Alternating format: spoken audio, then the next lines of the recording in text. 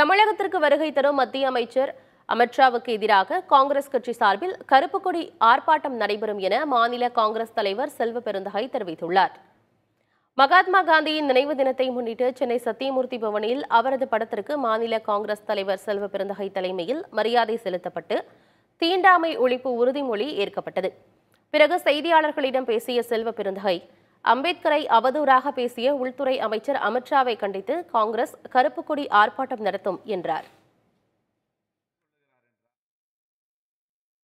அமித்ஷா அவர்கள் நாடாளுமன்றத்தில் பேசிய அவருடைய பேச்சுக்கள் விஷமத்தனமான பேச்சுக்கள். பாபா சாஹிப் அம்பேத்கரை இழிவுபடுத்தி பேசியிருக்கிறார். அதற்காக தமிழ்நாடு காங்கிரஸ் கமிட்டியை சார்ந்த எங்களுடைய தலைவர்கள் கருப்பு கொடி காட்டுவதற்கு நடவடிக்கை எடுத்திருக்கிறார்கள். இது